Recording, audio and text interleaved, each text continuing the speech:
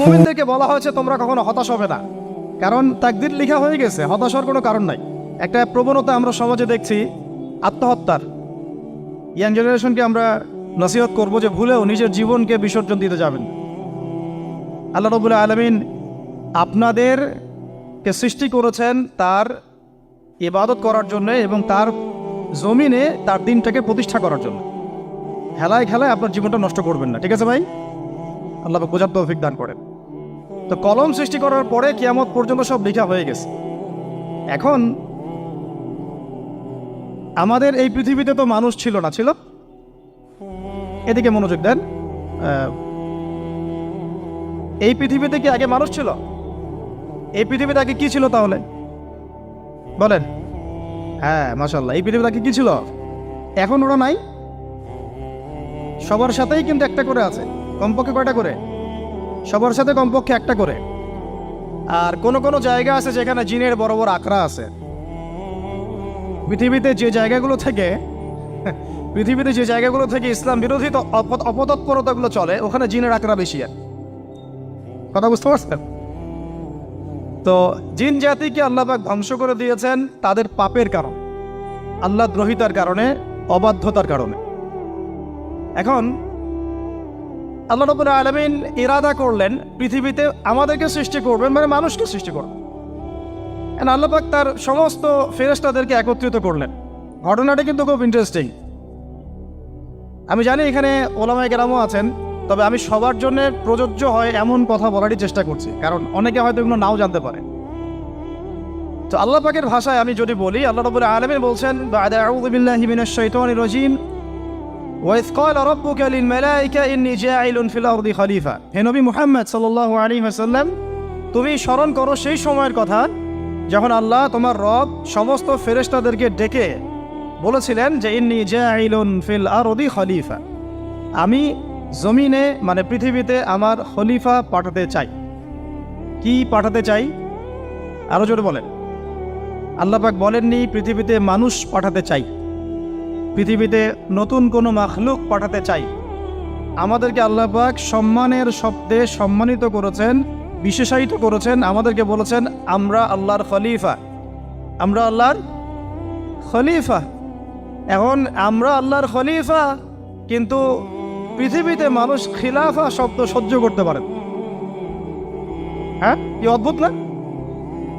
এটা কোরআনের কি শেষের দিকে আছে না প্রথম দিকে আছে? সূরা বাকারার একদম শুরুর থেকে 3টা 4টা 5টা পৃষ্ঠা উল্টালে দেখবেন এই একটা আছে। কোরআন তাহলে শুরু থেকে কখনো খুলেও দেখেনি সে ব্যক্তি। প্রমাণ হলো এটা, সে খুলেও দেখে নাই, অথবা দেখলেও সে এড়িয়ে গেছে। আল্লাহ পাক আমাদেরকে বললেন যে পৃথিবীতে আমি আমার খলিফা পাঠাতে চাই। তাহলে আদম আলাইহিস সালামকে আল্লাহ পাক মুহাব্বতের শব্দে, সম্মানের শব্দে বিশেষায়িত করলেন কি বলে? সুবহানাল্লাহ, সুবহানাল্লাহ। আর খলিফা কাকে বলে এটা আমি আপনাদেরকে বোঝাচ্ছি একটা দোয়া থেকে। এই যে গাড়িতে করে আমরা বাসা থেকে আসলাম বা যখন কোনো সফরে যাই, আমরা একটা দোয়া পড়ি, সুবহানাল্লাযী সাখখারা লানা হাযা ওয়া মা কুন্না লাহু মুকরিনিন ওয়া ইন্না ইলা রাব্বিনা লামুনকালিবুন। এতটুকু তো পড়ি নাকি? বা এগুলো পড়তে হবে? বইমেলায় এসেছি শুধু লেকচার শোনার জন্য না, ছবি তোলার জন্য না। আজকে জীবনটা পরিবর্তন করার নিয়াত করে যাইতে হবে, ঠিক আছে ভাই? বই প্রকাশ করা, ছাপানো, বিক্রি করা, লেখা, এর চেয়ে বড় কথা আমার জীবনটা ইলমের আলোয় আলোকিত করা। আমি বই লিখলাম ধরেন একটা, আমার মধ্যে সেই আমল নাই, লাভ নাই। লাভ আছে? আমি বই ছাপাইছি 100, 200, 500, 1000, আমি নিজেই আমল করি না, হবে? আগে আমল জরুরি। ইলমের সাথে আমলটা খুব বেশি জরুরি। আলেম তাকেই বলা হয় যে ইলম অনুযায়ী আমল করে। তাহলে আল্লাহ পাক বলেন লিমা তাকুলুনা মা লা তাফআলুন, তোমরা এমন কথা কেন বলো যে আমল নিজেরাই করো না? কাবুরা মাকতান ইনদাল্লাহ আন তাকুলু মা লা তাফআলুন, আল্লাহর কাছে সবচেয়ে গর্হিত একটা অপরাধ তোমরা একটা কথা বলবা কিন্তু আমল করবা না। তো দোয়াটা মুখস্থ করবেন। এই দোয়ার নিচে একটা অংশ আছে, আল্লাহুম্মা আনতা সাহিবু বিস সাফারি। আমার কথাটা শুনেন, খলিফার অর্থটা বুঝেন। অনেকে তো অনেকভাবে ব্যাখ্যা করে আর কি। আল্লাহুম্মা আনতা সাহিবু ফিস সাফারি, আল্লাহ তুমি এই সফরে আমার সাথী। সফরে বের হওয়ার সময় দোয়া পড়ছি আমরা, আল্লাহুম্মা আনতা সাহিবু ফিস সাফারি, আল্লাহ তুমি এই সফরে আমার সাথী।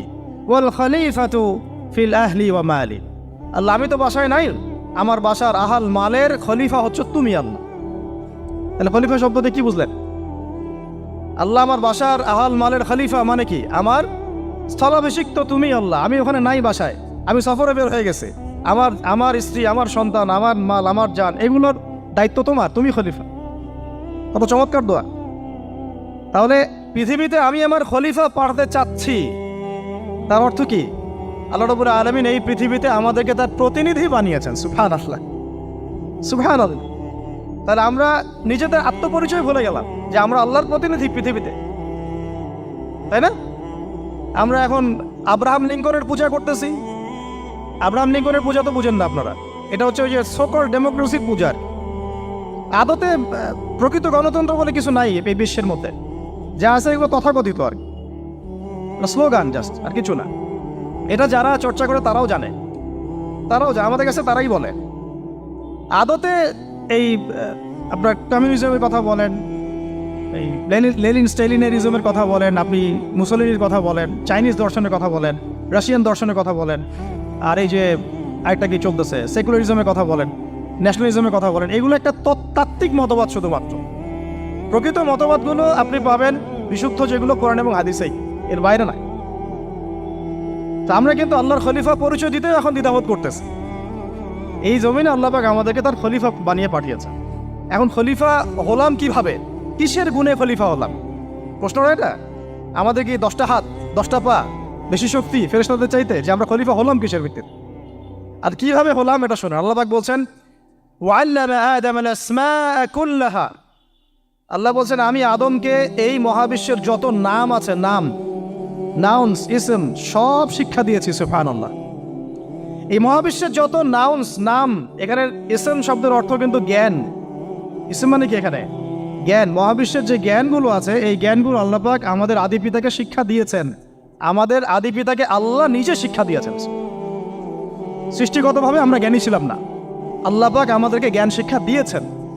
আমরা ফিলোসফির বইগুলো খুললে দেখবেন ওখানে বুদ্ধিবাদ নামে একটা মতবাদ আছে। মানে তারা বলে যে মানুষ সৃষ্টিগতভাবেই একজন বুদ্ধিদীপ্ত প্রাণী। এটা ভুল কনসেপ্ট। সৃষ্টিগতভাবে আমাদের মধ্যে জ্ঞান ছিল না, আল্লাহ পাক আমাদেরকে জ্ঞান শিক্ষা দিয়েছেন। কথা বুঝতে পারছেন? একটা মতবাদ তাদের আছে অভিজ্ঞতাবাদ, মানে মানুষ অভিজ্ঞতা থেকেই শিখে। আরেকটা আছে সমন্বয় মতবাদ, আপনারা তো এগুলো অনেকে পড়েছেন হয়তো। এর বাইরে যে একটা মতবাদ আছে যে আল্লাহর পক্ষ থেকে ওহী ভিত্তিক মানুষ জ্ঞান শিখে, এই মতবাদ কোনো দার্শনিকের বইয়ে স্থান পেল না। কি আফসোস, কি আফসোস। অথচ মুসলিম ঘরের দার্শনিক তারা। আমরাও পড়েছি ভাই, 4 বছর এই কারণে গেলেই। কি আফসোস, আল্লাহ পাকের ওহীর পক্ষ থেকে যে জ্ঞান আসতে পারে এইটা কনসেপ্টই নাই। অথচ এখানে কোরআনে আল্লাহ পাক বলছেন, ওয়াল্লামা আদামাল আসমাআ কুল্লাহা, আমি আল্লাহ আদমকে সমস্ত নাম শিক্ষা দিয়েছি। সুবহানাল্লাহ। এরপরে এই যে জ্ঞান আদম আলাইহিস সালামকে আল্লাহ পাক শিক্ষা দিলেন, এর ফলশ্রুতিতেই আল্লাহ পাক বললেন যে ওয়াইয কুলনা লিল মালাইকা উসজুদু লি আদম, হে ফেরেশতারা তোমরা এখন আদমকে সিজদা করো। কি ফেরেশতাদেরকে দিয়ে আল্লাহ পাক আমাদের পিতাকে সিজদা করালেন কিসের মানদণ্ডে? কিসের কারণে? জ্ঞানের কারণে। জ্ঞানের কারণে ফেরেশতাদেরকে আল্লাহ পাক বললেন যে এই নামগুলো বলে দাও তো তোমরা। তারা বলতে পারলো না। তারা বললো লা ইলম আল্লাহুম্মা লা ইলমা লানা ইল্লা মা আল্লামতানা। আল্লাহ আমাদের তো সেই জ্ঞান নাই, শুধু ওইটুকু জ্ঞান আছে যা আপনি আমাদেরকে শিখিয়েছেন। তখন আল্লাহ পাক বলেছিলেন যে আমি যা জানি তোমরা তো জানো না। আমি কি বলি নাই যে আমি আসমান জমিনের গায়েবের সব খবর জানি? তখন আল্লাহ বললেন যে তোমরা সবাই সিজদা করো আদমকে। তাহলে আমাদের পিতাকে খলিফা করা হলো, জ্ঞান শেখানো হলো, আল্লাহ পাক নিজে শেখালেন, ফেরেশতার মণ্ডলীদের দিয়ে সিজদা পর্যন্ত করালেন। কিসের মানদণ্ডে? আরো আসতে বলেন, জ্ঞানের মানদণ্ডে। এখন যদি আমরা একটু প্রশ্ন ছুড়ে দেই নিজ নিজ বিবেকে, আমরা কি সেই ওহীর 10টা সূরাও শিখেছি? 10টা পারা কি পড়া হয়েছে কখনো? 10টা সূরারও কি অর্থ জানি? অনেকে তো 10টা আয়াতের অর্থ জানি না। আমরা কি সেই ওহীর 10টা হাদিস শিখেছি? তাহলে আমরা কোথায় সম্মান খুঁজতেছি? পশ্চিমাদের কাছে? বলেন। সত্যি সবচেয়ে আফসোস লাগে আমার একটা জিনিস, যে মুসলিমরা আমরা এখন আমাদের আত্মপরিচয় ভুলে যাচ্ছি, আর আল্লাহ পাক আমাদেরকে যেখানে সম্মান রেখেছে ওইখানে সম্মান না খুঁজে আমরা অন্যের দাসত্বের সম্মান খুঁজতেছি। আল্লাহ আমাদেরকে বোঝার তৌফিক দান করে। এটা অজ্ঞতার কারণে হচ্ছে। আমাদের কাজ তাদেরকে সচেতন করা বা তাদেরকে মেসেজ পৌঁছে দেয়া। আমরা উগ্র পন্থা অবলম্বন করব, আমরা হিকমার সাথে প্রজ্ঞার সাথে মানুষকে বোঝানোর চেষ্টা করব, এগুলো বোঝানোর অংশ। এখন আচ্ছা, আরেকটা কথা আপনাদেরকে বলি, একটা কথা আমি মাঝখানে মিস হয়ে গেছে। এই যে আল্লাহ পাক আমাদেরকে খলিফা করে পাঠিয়েছেন, খলিফার কাজ কি? প্রশ্ন না? আমাদের কাজ কি তাহলে? এই কাজটা আল্লাহ পাক আবার ব্যাখ্যা করেছেন সূরা সদের মধ্যে। কোন সূরায়? সূরা সদ। সদ নামে একটা সূরা আছে, সূরা ইয়াসিনের আগে পড়ে পাবেন। তো এখানে আল্লাহ পাক আরো একজন নবীকে তার খলিফা বলেছেন। সেই নবীর নাম দাউদ আলাইহিস সালাম। কি নাম? আর দাউদ আলাইহিস সালাম কিন্তু এই জেরুজালেম থেকে, যেখানে এখন ওই জায়নিস্টরা বোম্বিং করে আর কি, নিরীহ মুসলিমদেরকে হত্যা করে বিগত 70 বছর থেকে, ওই জেরুজালেম থেকে কিন্তু দাউদ আলাইহিস সালাম বিশ্ব শাসন করেছিলেন। তার পরবর্তীতে তার সন্তান সুলাইমান আলাইহিস সালামও কিন্তু ওখান থেকে বিশ্ব শাসন করেছিলেন। আর এখনকার বনু ইসরাইল দাবিদার এই জায়নিস্টরা, তারাও কিন্তু ওই ফিকিরই করছে, ওখান থেকে তারা বিশ্ব শাসন করতে চায় এবং তারা মনে করে তাদের একজন মাসিহ আসবে, সেই মাসিহ আসলে তারা বিশ্ব শাসন করবে। আমরা সেই মাসিহের নাম জানি মাসিহুদ দাজ্জাল। কি নাম? এই দাজ্জালকে ওরা ওদের সত্য মাসিহ মনে করে, আমরা জানি হচ্ছে মিথ্যা ভণ্ড প্রতারক মাসিহ, অথচ ওরা মনে করে এটা হচ্ছে সত্য মাসিহ। এই জায়গায় তারা ধোঁকা খাচ্ছে। অথচ সত্য মাসিহ হচ্ছেন ঈসা আলাইহিস সালাম, যিনি আবার শেষ জামানায় আসবেন এবং তার হাতেই এই মাসিহুদ দাজ্জাল মারা যাবে এবং তারপরে পুরো বিশ্বে আবার ওই খিলাফা কায়েম হবে। ওই যে খলিফা, ওটা সারা বিশ্বে কায়েম হবে। এই টাউন হলও বাদ যাবে না ইনশাআল্লাহ। এটা মানুষ মানতে চাচ্ছে না, কিন্তু মানুষ না মানলে কি? আল্লাহ পাকের নকশায় সব আঁকা আছে কখন কি হবে। কে কে কল্পনা করেছিল যে আজকে আপনারা বসে এখানে দিনের আলোচনা করবেন? কল্পনা করা যায় তো? যে শব্দগুলো আপনারা বলছেন এগুলো বললেই তো নাই গায়েব, এখন বলছেন। কেউ কি কল্পনা করেছিল যে হঠাৎ করে এমন একটা সময় চলে আসতে পারে? কেউ কিন্তু কল্পনা করেনি, আল্লাহ পাকের নকশায় ছিল। এখানে আমাদের একটা আফসোসের কথা, এখানে মাস্টার মাইন্ড আল্লাহ রাব্বুল আলামিন। প্রকৃত মাস্টার মাইন্ড কে? আমরা ক্রেডিট নেওয়ার প্রতিযোগিতায় ব্যস্ত হয়ে আছি এখন, কার কত ক্রেডিট নেওয়া যায়। এখানে একক ক্রেডিট পাওয়ার যোগ্য কেউ না, সমস্ত ক্রেডিট কার? আল্লাহ রাব্বুল আলামিন। এটা আল্লাহর সাথে গাদ্দারি করতে যায় না, তাহলে ভুলে যান। কারণ আমি বারবার বলেছি আপনাদেরকে, কোরআন থেকে একটা শিক্ষা আমরা শিখেছি, একটা কম যখন মাজলুম থাকে, দুর্বল মাজলুম জুলুমের শিকার হচ্ছে, আল্লাহ পাক সেই কমটাকে বাঁচান, কোনো না কোনো একজন ত্রাণকর্তাকে পাঠান, কোনো একটা সূরতে আল্লাহ পাক সেই কমকে বাঁচায় দেন। আবার যদি এই নিয়ামতটা পাওয়ার পরে ওই কম আবার এই জুলুম শুরু করে, আবার আল্লাহ দ্রোহিতা শুরু করে, আল্লাহ পাক তার চেয়ে বড় জালেম চাপাই দিন। কথা বুঝতে পারছেন? আল্লাহর সাথে গাদ্দারি করতে চাই না, আল্লাহ পাক আমাদেরকে বোঝার তৌফিক দান করেন। এখন খলিফার কাজটা কোথায় পাবেন? কোন সূরায় ভাই বলেন? সূরা সদে আল্লাহ পাক দাউদ আলাইহিস সালামকে খলিফা সম্বোধন করে বলছেন, ইয়া দাউদ। কি চমৎকার আহ্বান! ইয়া দাউদ, হে দাউদ, ইন্না জাআলনাকা খলিফাতান ফিল আরদ। দেখো, আমি আল্লাহ তোমাকে পৃথিবীতে খলিফা করেছি। কি করেছি? খলিফা করেছে। তোমার কাজ কি শোনো। ফাহকুম বাইনান নাসি বিল হক। বোঝার চেষ্টা করেন একজন খলিফার কাজ কি। খলিফা মানে আল্লাহর প্রতিনিধি, জমিনে যে দায়িত্বশীল, অন্য মানুষের উপরে যে দায়িত্বশীল, তার কাজ ফাহকুম বাইনান নাসি বিল হক, মানুষের মাঝে ন্যায় বিচার প্রতিষ্ঠা করবে, এটা তোমার কাজ।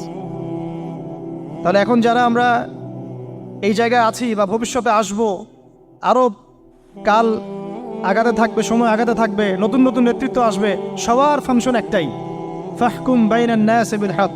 আমাদের কাজ হবে মানুষের মাঝখানে কি করা? ন্যায় বিচার, বিচার ফয়সালার ক্ষেত্রে ইনসাফ করা, ন্যায় বিচার করা। তো ন্যায় বিচার তো এখন জাদুঘরে আছে নাকি? হ্যাঁ, কোনো কোনো ক্ষেত্রে আমরা চাই না যে ন্যায় বিচার জাদুঘরে যাক, আমরা চাই আবারও ন্যায় এবং সাম্যের সমাজ প্রতিষ্ঠা। ইনশাআল্লাহ এরপর থেকে আমরা কোনো অন্যায় সহ্য করব না। ইনশাআল্লাহ এরপর থেকে আমরা কোনো জল্লাদতন্ত্র কায়েম করতে দিব না। আমাদের যা আছে তাই নিয়ে প্রতিবাদ হবে ইনশাআল্লাহ। কারণ এখনকার প্রজন্ম প্রতিবাদের ভাষা বুঝে। এখন যদি আপনারা আবার সেই প্রাচীন জুলুমের তন্ত্রে মন্ত্রে ফিরে যান, তাহলে আল্লাহর গজব চলে আসবে, বড় গজব। তো খলিফার কাজ কি ভাই? কি কাজ বললাম বলেন? মানুষের মাঝখানে ন্যায় বিচার প্রতিষ্ঠা করা। আচ্ছা, আরো আছে, আয়াত শেষ হয় নাই। আল্লাহ পাক বলছেন ওয়ালা তাত্তাবিউল হাওয়া। আর ন্যায় বিচার করতে গিয়ে নিজের দাসত্ব মানে প্রবৃত্তির অনুসরণ করো না। ন্যায় বিচার করতে গিয়ে নিজের প্রবৃত্তির অনুসরণ করো না, মন গড়া বিধানের অনুসরণ করো না। আমার মামা, আমার চাচা, আমার খালু পার করে দিও না। প্রবৃত্তির অনুসরণ মানে কি? মন যাচাই তাই করো না। ন্যায় বিচার করতে গিয়ে আল্লাহ পাকের বিধান মেনে চলো। আর সূরা মাইদাতে আল্লাহ পাক বলেছেন আয়াত নাম্বার 44, 45, 47-এ, ওয়ামান লাম ইয়াহকুম বিমা আনজালাল্লাহ ফাউলাইকা হুমুল কাফিরুন। যারা আল্লাহ পাকের হুকুম অনুযায়ী বিচার ফয়সালা করে না তারা কাফির। 45-এ গিয়ে আল্লাহ বলছেন ওয়ামান লাম ইয়াহকুম বিমা আনজালাল্লাহ ফাউলাইকা হুমুল ফাসিকুন। যারা আল্লাহ পাকের বিধান অনুযায়ী বিচার ফয়সালা করে না এরা ফাসিক, পাপাচারী। 47 নম্বর আয়াতে গিয়ে আবার বলছেন ওয়ামান লাম ইয়াহকুম বিমা আনজালাল্লাহ ফাউলাইকা হুমুজ জালিমুন। যারা আল্লাহর হুকুম বিধান অনুযায়ী বিচার ফয়সালা করে না এরা জালেম। তো কাফেরও বলেছেন আল্লাহ, ফাসিকও বলেছেন, জালেমও বলেছেন। তাহলে বিচার ফয়সালা করার ক্ষেত্রে আল্লাহ পাকের বিধানকে সর্বোচ্চ অগ্রাধিকার দিতে হবে। নিজের প্রবৃত্তির অনুসরণ করা যাবে না। যদি করে তাহলে কি হবে? ইউদিল্লাকা আন সাবিলিল্লাহ, তাহলে এটা তোমাকে আল্লাহর রাস্তা থেকে সরায় নিয়ে যাবে। এর ফলে কি হবে? জেনে রাখো, ইন্নাল্লাযীনা ইউদিল্লুনা আন সাবিলিল্লাহ লাহুম আযাবুন শাদীদ বিমা নাসু ইয়াউমাল হিসাব। এটা পড়ে দেয়, নিশ্চয়ই যারা আল্লাহ পাকের সরল পথ থেকে বিচ্যুত হয়ে গেছে তাদের জন্যে কাল কিয়ামতের মাঠে আছে আযাবুন শাদীদ। আযাবুন শাদীদ মানে কঠিন কঠিন যন্ত্রণাদায়ক শাস্তি, এই কারণে যে তারা কিয়ামতের দিনটাকে ভুলে গিয়েছে। শাদীদ এর অর্থটা কি এটা বোঝার জন্য আপনাকে সূরা হাদীদ পড়তে হবে। কোন সূরা? আসলে কোরআনের আয়াতগুলো হচ্ছে আকাশের তারার মতো। তারা দেখবেন আকাশের, তারা দেখাও সুন্নত। ইসলাম তো রসকসহীন ধর্ম না রে ভাই, সবকিছুই আছে এখানে। আসলে আমরা জানি না বলে আমরা মনে করি যে এখানে কোনো বিনোদনই নাই, তাই না? এই গান বাজনা না করলে কি হয়? মন শান্তি হয়? এরকম একটা ভাব। যদি আপনি কোরআনের ভিতর ঢুকে যান, আপনার হৃদয়ে এমন নূর আসবে, এমন তৃপ্তি আসবে যে ওগুলো আপনার শুনতে ইচ্ছা করবে না। আপনি কান বন্ধ করে ফেলবেন, নিজেই বলতেই হবে না। এখন কিছু নতুন ইসলামিস্ট আসছে, তারা এগুলোকে ইসলামের অন্তর্ভুক্ত বলে মনে করার দাবি করতেছে যে এগুলো তো নিষেধ নাই, এগুলো তো নিষেধ করা হয় নাই। কতটুকু জানেন ইসলাম সম্পর্কে আপনি? না জেনে কেন কথা বলেন? নবী সাল্লাল্লাহু আলাইহি ওয়াসাল্লাম রাস্তা দিয়ে হাঁটছেন, ওই সময় তো অনেক পূজা অর্চনা ইত্যাদি হতো মক্কায়। তো এখানে ঢাকঢোলের শব্দ আসছে। নবী সাল্লাল্লাহু আলাইহি ওয়াসাল্লাম নিজের 2 আঙ্গুল কানের মধ্যে ঢুকিয়ে দিলেন, দিয়ে পাশে একজন সাহাবী তাকে জিজ্ঞাসা করছেন হাঁটতে হাঁটতে হাঁটতে হাঁটতে, তুমি কি এখন আওয়াজ শুনতে পাচ্ছ? সাহাবী বলেন, না ইয়া রাসূলুল্লাহ, এখন আওয়াজ শুনতে পাচ্ছি না। তখন তিনি কান বের করলেন। এটা নবীর সুন্নত। আর আমরা নবীর সুন্নতকে উল্টাই দিচ্ছি কিভাবে দেখেন, আমাদের কানেই এখন ইয়ারফোন। উনি যেটা শুনে কান বন্ধ করতেন ওইটা আমরা কানে ঢুকায় রাখছি একবার। আল্লাহ আমাদেরকে বোঝার তৌফিক দান করেন। দেখেন, আমরা তো সবাই পাপী। আমার মনে হয় না আমরা কেউ নবী সাল্লাল্লাহু আলাইহি ওয়াসাল্লামের সুপারিশ ছাড়া পার পাবো, এমনটা মনে হয় না আমার। সবাই পাপী, আপনি আমি আমরা সবাই। তো যে নবীর সুপারিশ আমরা প্রত্যাশা করছি, সেই নবীর সুন্নতকে যদি এইভাবে অবজ্ঞা করতে থাকি তাহলে কি সুপারিশ পাবো ভাই? কি মনে হয় আপনাদের? অ্যাটলিস্ট সুন্নতকে তো সম্মান করতে হবে নাকি? আল্লাহ বোঝার তৌফিক দান করেন। আমি তাহলে যেটা বলছিলাম যে আল্লাহ পাকের বিধান অনুযায়ী বিচার ফয়সালা করতে হবে, এটা খলিফার কাজ। ন্যায় বিচার করতে হবে মানুষের মাঝখানে, এবং নিজের প্রবৃত্তির অনুসরণ করা যাবে না, তাহলে আল্লাহর পথ থেকে দূরে সরাই দেবে। এখানেই বললাম শাদীদ বুঝতে গেলে আপনাকে কোন সূরা পড়তে হবে? সূরা হাদীদ। আকাশের তারার কথা কেন বললাম? যে আকাশের তারাগুলো যদি মেলাতে পারেন দেখবেন বিভিন্ন শেপ তৈরি হয়। প্রত্যেকটা তারার অবস্থানের গাণিতিক একটা ব্যাখ্যা আছে। যারা অ্যাস্ট্রোনমি নিয়ে পড়াশোনা করেন তারা জানেন, এগুলো সবাই জানবেন না। প্রত্যেকটা তারাকে আল্লাহ পাক এত সূক্ষ্মভাবে স্থাপন করেছেন যে যদি সামান্য একটু ডানে বামে এগুলো সরে যায়, মহাবিশ্বের এই স্থিতিশীলতা নষ্ট হয়ে যাবে। এবং এটার কসমও আল্লাহ পাক কোরআনে করেছেন সূরা ওয়াকিয়ার মধ্যে। কোন সূরা? সূরা ওয়াকিয়াতে আল্লাহ পাক বলেছেন, ফালা উকসিমু বিমাওয়াকিইন নুজুম। আমি তারার অবস্থান স্থলের স্থিতির কসম করে বলছি। আল্লাহ পাক এর কসম করেছেন। কত গুরুত্বপূর্ণ জিনিস, ঠিক আছে? তো পরেরগুলো বললাম না। সূরা হাদীদ কেন পড়বেন? সূরা হাদীদ আল্লাহ পাক বলেছেন যে ওয়ানজালনাল হাদীদা ফীহি বাসুন শাদীদ। এই যে শাদীদ বোঝাতে গিয়ে হাদীদে আসছে। আল্লাহ পাক বলছেন যে আমি আল্লাহ পৃথিবীতে আসমান থেকে লোহা নাজিল করেছি। অবাক করার বিষয় না? লোহার খনি খুঁজতেছেন আপনারা মাটির নিচে, তাই না? আল্লাহ পাক বলছেন আমি লোহা নাজিল করেছি, আনজালনা, ঠিক যেমন ইন্না আনজালনাহু ফি লাইলাতুল কদর, আমি লাইলাতুল কদরে কোরআন নাজিল করেছি, আসমান থেকে নাজিল হয়েছে, তাই না? এরকমই ওয়ানজালনাল হাদিদা, আমি হাদিদ লোহা নাজিল করেছি, ফিহি বাসুন শাদীদ, যে লোহার মধ্যে আছে কঠিন শক্তি আছে। আয়রন যে অণু পরমাণুগুলো, এগুলোর শক্তি সবচেয়ে বেশি না? কেমিস্ট্রিতে আপনারা পড়েছেন। তাহলে এখন আল্লাহ পাক বলছেন কিয়ামতের দিন তাদের জন্য আযাবুন শাদীদ, যারা আল্লাহ পাকের খলিফার দায়িত্ব পালন করবে না, যারা খলিফার দায়িত্ব পেয়েও ন্যায় বিচার করবে না, ইনসাফ করবে না, প্রবৃত্তির অনুসরণ করবে, ঠিক আছে, আল্লাহর পথ থেকে বিচ্যুত হয়ে যাবে, তাদের জন্য কিয়ামতের মাঠে এই শাস্তি আছে। তাহলে আমরা কি খলিফা শব্দ বুঝতে পারলাম? আমাদের পিতা যে খলিফা, এটা কি বুঝতে পারলাম? তাহলে এখন বলেন তো, প্রত্যেক নবী কি আল্লাহর খলিফা ছিলেন না? ছিলেন কি না? প্রত্যেক নবী কি আল্লাহর বিধান দিয়ে বিচার ফয়সালা করেন নাই? মানুষের মাঝখানে ইনসাফ করেন নাই? ন্যায় বিচার প্রতিষ্ঠা করেন নাই? এরপরে সাহাবায়ে কেরামের যুগে তারা কি ন্যায় বিচার প্রতিষ্ঠা করেন নাই?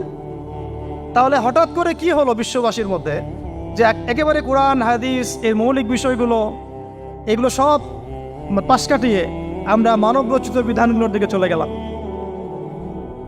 রহস্যজনক না বিষয়টা? এটা হচ্ছে দাজ্জালীয় একটা শাসন আসতেছে সামনে। দাজ্জাল নিজেকে খোদা বলে দাবি করবে এবং সে সমস্ত মানব জাতিকে বোঝাবে যে সেই খোদা, নাউযুবিল্লাহ। সে অনেক ভেলকি দেখাবে, মানুষকে তার দিকে টেনে নিয়ে আসবে, এমনকি সে এক হাতে জান্নাত এক হাতে জাহান্নাম নিয়ে করবে। নবীজি বলেছেন যে তার জান্নাতে প্রবেশ করবে ওটাই তার জাহান্নাম, আর যে তার জাহান্নামে প্রবেশ করবে সেটাই হচ্ছে জান্নাত। তাহলে পুরো বিশ্ববাসীকে আল্লাহ থেকে দূরে সরিয়ে একটা গডলেস ওয়ার্ল্ডে রূপান্তরিত করার একটা তৎপরতা চলছে, লক্ষ্য করতেছেন না? এটা মূলত আপকামিং যে দাজ্জালীয় সভ্যতার ভবিষ্যৎবাণী নবীজি করেছেন, এই দিকেই ওয়ার্ল্ড যাচ্ছে আস্তে আস্তে ওই দিকে যাচ্ছে। তবে নবীজি এটাও বলেছেন সাল্লাল্লাহু আলাইহি ওয়াসাল্লাম যে আমার উম্মতের মধ্যে একটা তয়ফা, একটা দল, কিছু মানুষ সবসময় হকের উপর অটল থাকবে ইনশাআল্লাহ, কিন্তু তাদের সংখ্যা হবে খুব কম। এখন আমাকে আপনারাই বলেন যে ওই হকের উপর অটল থাকতে হলে আমার সেই জ্ঞান লাগবে কি লাগবে না? বলেন। যেই জ্ঞান আমাদের পিতাকে শেখানো হয়েছে, দেখবেন প্রত্যেকটা মানুষের মধ্যে কিছু প্রতিভা আছে, সৃজনশীলতা আছে, আছে না? একটা বুদ্ধিদীপ্ত একটা তাড়না মানুষের ভিতরে কাজ করে। এটা কোত্থেকে আসছে জানেন? আমাদের পিতার ডিএনএ থেকে আসছে। আমাদের পিতার ডিএনএ থেকে, আমরা কিন্তু সবাই তার সন্তান। এরপরে পৃথিবীতে মানুষ পাপাচারে যখন লিপ্ত হলো প্রচণ্ড রকম, তখন নূহ আলাইহিস সালামকে আল্লাহ পাক পাঠান এবং তিনি প্রায় 950 বছর দাওয়াতের কাজ করলেন, 40টা বা 80টা পরিবার ইসলাম কবুল করল। তখন আল্লাহ পাক এই মুমিনদেরকে বাদ দিয়ে সবাইকে গারদ করে দিলেন, ধ্বংস করে দিলেন। মানে আমরা যারা পৃথিবীতে এখন বেঁচে আছি, যে আপনি আমি, আপনাদের নাম আমি জানি না, আমরা যারা বেঁচে আছি, আমরা কিন্তু কোনো না কোনোভাবে ওই 40 বা 80 পরিবারের সন্তান। আমরা আত্মীয়, কিন্তু আমরা সবাই কিন্তু আত্মীয়, জানেন? 40টা বা 80টা পরিবার বাদ দিয়ে বাকি সব মানুষকে আল্লাহ পাক ধ্বংস করে দিয়েছিলেন নূহ আলাইহিস সালামের মহাপ্লাবনে। ঘটনা জানেন না? 40 বা 80টা পরিবারকে বাদ দিয়ে বাকি সবাইকে আল্লাহ পাক ধ্বংস করেছেন ওই মহাপ্লাবনে। তাহলে এখন এই বিশ্বে যত মানুষ আছে তারা কয়টা পরিবারের সন্তান? ওই 40-80। আমরা কোনো না কোনোভাবে একে অপরের আত্মীয় হই, মুসলিম অমুসলিম সবাই, মুসলিম অমুসলিম সবাই। আমরা যে অসাম্প্রদায়িকতার কথা বলি না, এই শব্দটাকে ভালো অর্থে নেওয়া যায়। কি অর্থে? অন্যান্য ধর্মাবলম্বী মানুষ যারা, তারা তাদের ধর্ম স্বাধীনভাবে পালন করবে, কোনো সমস্যা নেই, আমরা তাদের এই কাজে বাধা দিতে যাব না। একইভাবে আমরা আমাদের ধর্ম স্বাধীনভাবে পালন করব, তারা এখানে কোনো বাধা দিতে পারবে না। সিম্পল। তারা তাদের উৎসব তাদের মতো পালন করবে, আমরা আমাদের উৎসব আমাদের মতো পালন করব। না আমি মূর্তি পাহারা দিতে যাব, আর না আমি মূর্তি ভাঙতে যাব। সিম্পল। আমি পাহারাও দিতে যাব না, ভাঙতেও যাব না। সিম্পল। আমরা কি কুরবানিতে তাদেরকে বলতে পারবো ভাই আসেন আমার বাসায় দাওয়াত খান? এটা হয় কখনো? লাকুম দীনুকুম ওয়ালিয়া দিন, আপনাদের দিন আপনাদের, আমাদের দিন আমার। সিম্পল। এই অর্থে ঠিক আছে, কিন্তু সব ধর্ম মিলে যে নতুন ধর্ম বানানোর চেষ্টা করা হচ্ছে বাংলাদেশে, এটা ঠিক নাই। এটা শুভঙ্করের ফাঁকি। সব ধর্ম মিলে নতুন ধর্ম করার কোনো সুযোগ নাই। আমরা সবাই এক পরিবারের সন্তান। এখন আমাকে বলেন, নূহ আলাইহিস সালামের একটা ছেলে ছিল, নাম জানেন? কি নাম বলেন? কে? না, মাশাআল্লাহ। কয় ছেলে ছিল তার? হ্যাঁ না, মূলত চারজন সন্তান থেকে বড় বড় চারটা গোত্র সৃষ্টি হয়েছে। শাম এক সন্তানের নাম কি? এটাকে কেন্দ্র করে এই যে সিরিয়ান কন্টিনেন্টে, পুরো প্যালেস্টাইন, সিরিয়ান, অ্যারাবিয়ান কন্টিনেন্টে যত মানুষ তার বংশধর, ঠিক আছে? হাম, একটা সন্তানের নাম হাম। এখান থেকে আফ্রিকার যে কালো কালো মানুষগুলো সব তাদের বংশধর। একটা হচ্ছে ইয়াফাস, ইউরোপিয়ান যারা সাদা চামড়া সব এদের বংশধর। আরেকটা যে কেনান। এই ছেলেটা কি বলেছিল? বাবা ডাকছে নৌকায় আসো তাড়াতাড়ি, নৌকায় আসো তাড়াতাড়ি, না হলে আজকে আল্লাহ পাক আযাব দিয়ে ধ্বংস করে দিবে। সে নবীর সন্তান হওয়ার পরেও আল্লাহ প্রদত্ত ওহীর জ্ঞানকে মূল্যায়ন না করার কারণে ধ্বংস হয়ে গেল। আর ওই 40টা বা 80টা পরিবার নাজাত পেল কিভাবে? আল্লাহর পক্ষ থেকে নাজিলকৃত ওহীর জ্ঞানকে প্রাধান্য দিয়ে আনুগত্য করে। তাহলে কোন জ্ঞানকে আমরা প্রাধান্য দিব ভাই? আমি বলছি না যে আমরা দুনিয়াবী জ্ঞানগুলোকে শিখবো না, ওই প্রসঙ্গে আমি একটু পরে আসছি যে আমরা শিখবো এবং কিভাবে শিখবো, কতটুকু শিখবো। আগে এই অংশটুকু শেষ করি। ঠিক একইভাবে আপনারা কি আদ জাতির নাম জানেন? আদ, সামুদ। ওই যে সৌদি আরব এখন যেখানে লাইন বানাচ্ছে, লাইন প্রজেক্ট, ওই আল-ওলা বলে, আল-ওলা লাইন প্রজেক্ট বানাচ্ছে, দেখবেন অনলাইনে। ওই জায়গা দিয়ে নবী সাল্লাল্লাহু আলাইহি ওয়াসাল্লাম তাবুক যুদ্ধের সময় গিয়েছিলেন। যাওয়ার সময় তিনি বলেছিলেন, তোমরা মাথা নিচু করে কান্নাকাটি করতে করতে এখান থেকে অতিক্রম করো। সাহাবীরা মাথার উপর কাপড় দিয়ে কান্নাকাটি করতে করতে জায়গাটা পার করেছেন, কারণ ওই জায়গায় সামুদ জাতি ছিল যাদেরকে ধ্বংস করা হয়েছে। ওটা হচ্ছে এখন পর্যটন স্পট। সুবহানাল্লাহ। তো আদ এবং সামুদ জাতিকে আল্লাহ পাক ধ্বংস করলেন, কিন্তু তাদেরকে করেন নাই যারা ওহীর জ্ঞানকে প্রাধান্য দিয়েছেন। ইব্রাহিম আলাইহিস সালাম কোন জ্ঞানের বদৌলতে আল্লাহকে চিনলেন? মানব রচিত জ্ঞান নাকি আল্লাহর পক্ষ থেকে নাজিলকৃত জ্ঞান? বলেন। মূসা আলাইহিস সালাম কোন জ্ঞানের বদৌলতে ফিরআউনের মতো এই যে কি বলবো প্রতাপশালী একজন শাসকের সামনে দাঁড়িয়ে বুক ফুলিয়ে ইসলামের দাওয়াত দিলেন? কোন জ্ঞানের আলোকে? ওহীর জ্ঞান। আর ওহীর জ্ঞান যখন নাজিল করা হয়েছে তখন তিনি দোয়াটা পড়ছিলেন, রব্বি ইশরাহ লি সাদরি ওয়া ইয়াসসির লি আমরি ওয়াহলুল উকদাতাম মিন লিসানি ইয়াফকাহু কওলি। প্রত্যেক নবী, ইউসুফ আলাইহিস সালাম কারাগারে 12 বছর থেকেছেন। কত বছর? 12 বছর। আমাদের অনেক ভাই এরকম 5 বছর, 7 বছর, 10 বছর, 12 বছর থেকেছে, আছে। এমনও মানুষ আছে, এখন বলা যায় তাই বলি, যে ওই যে একটা শব্দ শুনেছেন, আয়না ঘর, ওখানে দীর্ঘদিন ছিল, তারপরে নাই, কোথায় গেছে আল্লাহই ভালো জানে। ইউসুফ আলাইহিস সালামও এরকম কারাগারে ছিলেন। কত বছর? 12 বছর। কিন্তু আল্লাহ পাক তাকে এমন একটা জ্ঞান শিক্ষা দিয়েছিলেন, তিনি স্বপ্নের ব্যাখ্যা বলতে পারতেন, যে কোনো স্বপ্নের। রাজা স্বপ্ন দেখলেন যে 7টা গাভী, জীর্ণ শীর্ণ গাভী, মোটা তাজা গাভীকে খেয়ে ফেলছে, স্বপ্নের ব্যাখ্যা কেউ দিতে পারে না। কিন্তু ওই জেলখানায় 2জন ছাড়া পাওয়া মানুষ, ছাড়া পাইছে 2জন আর কি, 2জনের মধ্যে একজন বেঁচে আছে, একজন নাই। মানে 2জন বসে বসে ইউসুফ আলাইহিস সালামকে বলছিলেন যে আমরা একটা স্বপ্ন দেখলাম যে আমার মাথায় রুটি আছে, পাখি এসে রুটি খেয়ে ফেলছে। আর আমি স্বপ্ন দেখলাম যে আমি শরাব পান করাচ্ছি, ব্যাখ্যা কি ইউসুফ? তোমাকে সত্যবাদী বলে জানি। ইউসুফ আলাইহিস সালাম বললেন, তোমার মাথায় রুটি যেটা খেয়ে নিচ্ছে তার মানে তোমাকে শুলদণ্ড দেওয়া হবে, আর তুমি যে পানি পান করাচ্ছ তার মানে তুমি নাজাত পাবে, ছাড়া পাবে। হলেও তাই। আর যে নাজাত পাবে তাকে ইউসুফ আলাইহিস সালাম বলে দিলেন যে তুমি রাজদরবারে গিয়ে আমার কথা বলো, আমার কথা আলোচনা করো। তো সে ভুলে গিয়েছিল। পরে যখন এই স্বপ্নটা দেখলো বাদশা, তখন বাদশা সবাইকে ডাকলো, ডেকে বললো যে এই গাভীর স্বপ্নের ব্যাখ্যা কি? তখন এই ব্যক্তির মনে পড়ছে, আর ইউসুফ তো ব্যাখ্যা দিতে পারে। সে গিয়ে ইউসুফ আলাইহিস সালামকে ডেকে নিয়ে আসতেছে যে এই রাজা স্বপ্ন দেখছে, ব্যাখ্যা কি? স্বপ্ন কিন্তু আপনার কাছে শুনে একটা স্বাভাবিক মনে হচ্ছে, আরে গাভীর আবার স্বপ্নের কি ব্যাখ্যা? তখন ইউসুফ আলাইহিস সালাম ব্যাখ্যা দিলেন যে 7 বছর ফসল ফলবে আপনাদের এলাকায়, তারপরের 7 বছর হবে দুর্ভিক্ষের সময়। কিসের সাথে কিসের ব্যাখ্যা? এই জ্ঞান কে শিখালেন তাকে? এই ইন্টারপ্রিটেশনের জ্ঞান কে শিখালেন? তাহলে জ্ঞানের মূল উৎস কে? আমার কথা বলার উদ্দেশ্য কি বুঝতে পারছেন? যত জ্ঞান তার মূল উৎস কে?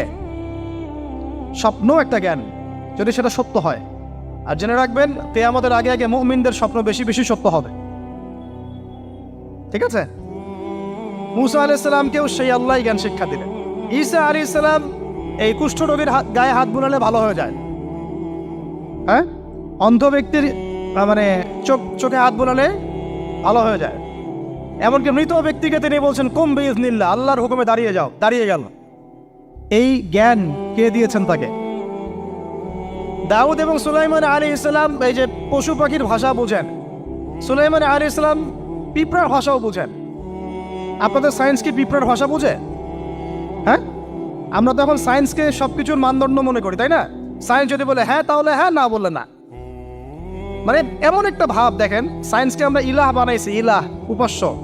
সায়েন্স যদি বলে যে পৃথিবী থেকে অমুক অমুক কোটি কোটি আলোকবর্ষ দূরে একটা গ্রহের সন্ধান পাওয়া গেছে, নাম দিল ধরেন যে আলফা এক্স ওয়াই জেড কিছু একটা, ওখানে হুড়পড়ি আছে, হ্যাঁ ওখানে দুধের সাগর আছে, মধুর সাগর আছে, তো মানুষ তখন বিশ্বাস করা শুরু করবে হ্যাঁ হ্যাঁ তাই তো, তাই থাকতেই পারে। নাসা বলেছে না হয়ে পারে, নাসা মন্তব্য করেছে না হয়ে পারে। ওরকম যদি বলে অনেক দূরে একটা আগুনের একটা বিশাল ইয়া পাওয়া গেছে, গ্রহ পাওয়া গেছে, ওখানে আযাব দেওয়া হয়, শাস্তি দেওয়া হয়, ওখানে অন্য মাখলুক আছে, ওদের ভাষায় এলিয়েন আর কি, মানুষ বিশ্বাস করে। এটা আল্লাহ পাক কোরআনে বলছেন যে সুলাইমান আলাইহিস সালাম পিঁপড়ার ভাষাও বুঝতেন, ওই কথা বিশ্বাস করতে চাচ্ছে না। সুলাইমান আলাইহিস সালাম বাতাসে ফ্লাই করতে পারতেন, এটা বুঝতে পারতেছে না, বিশ্বাস করে না। তাহলে ওই প্রযুক্তি না থাকলে এয়ারক্রাফট কিভাবে আবিষ্কার করলেন? যে প্রযুক্তিগুলো পৃথিবীতে চলে গেছে ইতিমধ্যে, ওগুলো ভবিষ্যতেও আসতে পারে। যেমন একটা প্রযুক্তির কথা বলি, সুলাইমান আলাইহিস সালাম বসে আছেন, একজনকে বললেন না সাবার রানী বিলকিসের সিংহাসন কে নিয়ে আসতে পারবে? একজন বললো যে আপনি উঠে দাঁড়াইতে যতক্ষণ সময় লাগে এর মধ্যে নিয়ে আসুন। উনি বললেন যে হবে না, এটাতে হবে না, তুমি স্লো, তুমি 3G 4G না, এত স্লো স্পিডে আমার হবে না। এই কথা বলেন নাই, মজা করলাম আর কি। আমাদের ইউটিউবাররা আবার এই অংশ কাট করে আবার প্রচার করে দিতে পারে। দেখেন কিসের সাথে কি ব্যাখ্যা করলো।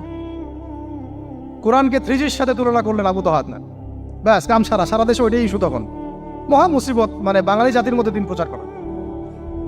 আমাদের সালাফদের ভাগ্য ভালো যে তারা আগেই, মানে এই প্রযুক্তি আসার আগেই দুনিয়া থেকে তারা চলে গেছে।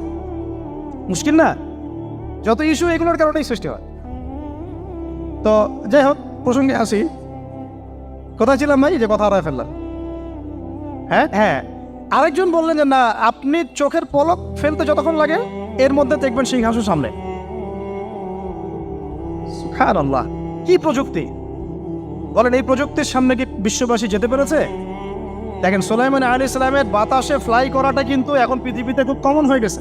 আমরা সবাই ফ্লাই করতেছি বাতাসে, তাই না? যদি আপকামিং কোনো সময় আপনি দেখেন যে এইরকম চোখের পলকেই একটা বস্তু আরেকটা জায়গা থেকে এক জায়গায় চলে আসতেছে, আমি অবাক হব না ইনশাআল্লাহ। কারণ কোরআনে অতীতে এই ঘটনার দলিল আছে। বুঝাতে পারতেছি না? এক কথায় সমস্ত জ্ঞানের মূল উৎসকে। এরপরে আসেন, অত আর লম্বা করছি না, আমাদের নবী মুহাম্মদ সাল্লাল্লাহু আলাইহি ওয়াসাল্লাম আসেন, আমরা তো তার উম্মত। 23 বছরে, একটু মনোযোগ দেন, এটা আলোচনার লাস্ট পার্ট, ঠিক আছে? 23 বছরে তিনি পুরো জাহেলিয়াতকে পরিবর্তন করে দিয়েছেন। কত বছরে? 23 বছর। আপনারা কি জানেন যে আইয়ামে জাহিলিয়াতে আসলে কি কি সমস্যা ছিল? কেন ওই যুগটাকে আমরা জাহিলিয়াত বলি? বেসিক্যালি 5-6টা সমস্যা ছিল। কয়টা? 5-6টা। 1 নম্বর শিরক। 1 নম্বর কি? আমার সাথে বলেন। শিরক আমাদের ওয়ার্ল্ডে নাই, এটা তো গ্লোবাল শিরক চলতেছে এখন। শুধু ধর্মীয় শিরক চলতেছে না, কিন্তু এখন শিরক হচ্ছে পলিটিক্সে, শিরক হচ্ছে ইকোনমিক্সে, শিরক এডুকেশনেও আছে, শিরক কালচারের মধ্যেও আছে। কথাগুলো বুঝতে হবে একটু গভীরভাবে। তখন সমস্যা ছিল রিবা, সুদ। এখন নাই। রিবা ছাড়া কোনো সিস্টেম আছে এখন ওয়ার্ল্ডে? আমি গতকালকে একটা হাদিস মোতালা করছিলাম সুদ সংক্রান্ত। নবীজি বলেছেন সাল্লাল্লাহু আলাইহি ওয়াসাল্লাম যে একটা যুগ আসবে সামনে, সুদবিহীন কোনো মানুষই চলতে পারবে না। যে চলতে চাইবে তার গায়েও সুদের ছিটা ফোটা গিয়ে লাগবে। আসে নাই সেই যুগ? সুবহানাল্লাহ, কিভাবে তিনি এত স্পেসিফিকলি কথাগুলো বলতে পারেন? নিশ্চয়ই তিনি এমন একজন সত্তার কাছ থেকে জ্ঞান পেয়েছেন যিনি সব জানেন, অতীত বর্তমান ভবিষ্যৎ, তাই না? এমনকি নবীজি বলেছেন ইমামুল মাহদির সময় যে 10 জন ঘোড়সাওয়ার বের হবে এবং তারা গিয়ে খোঁজ নিতে যাবে যে দাজ্জাল বের হয়েছে কিনা, নবীজি বলছেন আমি সেই 10 জনের নামও জানি, তাদের বাবার নামও জানি। সুবহানাল্লাহ, সুবহানাল্লাহ। কিয়ামতের মাঠে আলী রাদিয়াল্লাহু আনহু, আবু বকর রাদিয়াল্লাহু আনহু, ওমর, উসমান রাদিয়াল্লাহু আনহুম আজমাইন, তাদের হিসাবটা কেমন হবে ওইটাও নবী সাল্লাল্লাহু আলাইহি ওয়াসাল্লাম আগেই বলে দিয়েছে। সবচেয়ে দ্রুত হিসাব হবে এই উম্মতের আলী ইবনে আবি তালিব রাদিয়াল্লাহু আনহু। যাবেন, বেরোবেন, শেষ। কি মানুষ, তার জীবনীটা পড়ে দেখবেন।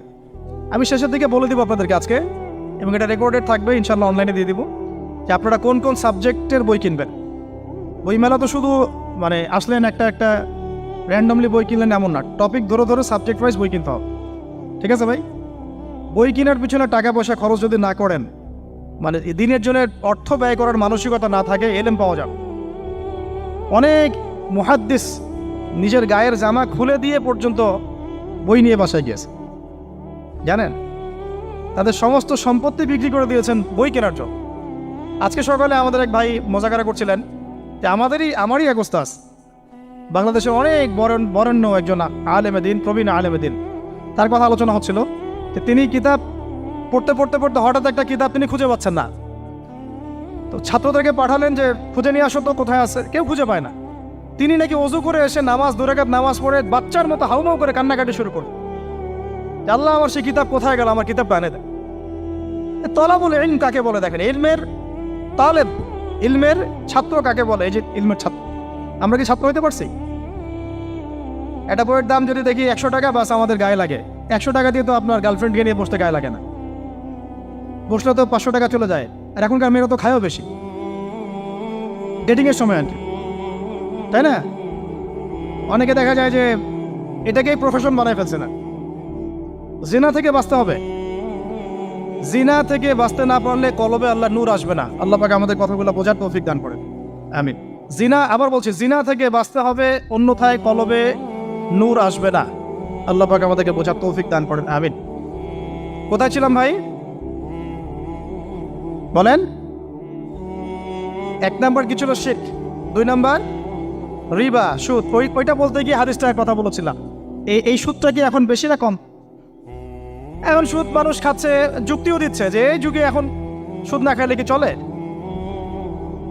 একদিন একটা মসজিদে বয়ান করছিলাম, তো মসজিদে বয়ানের মাঝখানে একজন দাঁড়ায় গেল, দাঁড়ায় আমাকে বলছে যে উস্তাদ, হুজুর বুঝলাম আপনার সব কথা ঠিক আছে, এখন আমার 1 লাখ টাকা ধার লাগবে, আমি কোত্থেকে নিব? বলেন, আসলে উত্তর দিবেন কি? হ্যাঁ, সুদের ক্ষতিকর বিষয়গুলো যেমন বলতে হবে, সুদবিহীন ব্যাংকিং সিস্টেম এবং অর্থনৈতিক ব্যবস্থাও তো চালু করতে হবে। সেটা কি? সেটা হচ্ছে যাকাত। সেটা কি?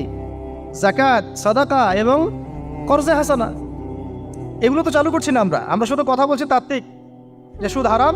আমিও তো অনেক জায়গায় বলছি, কারণ বলতে হচ্ছে, না আপনারা জানাতে তো হবে। সুদের পাপের সবচেয়ে নিম্ন শাখা হচ্ছে মায়ের সাথে জেনা করা, সর্বোচ্চ শাখা হচ্ছে আল্লাহ এবং তার রাসূলের সাথে যুদ্ধ করা।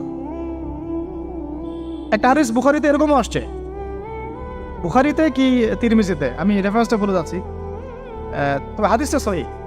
নবী সাল্লাল্লাহু আলাইহি ওয়াসাল্লাম বলেছেন, যে ব্যক্তি 1 দিরহাম সুদ খায় সে যেন 36 বার জেনা করে।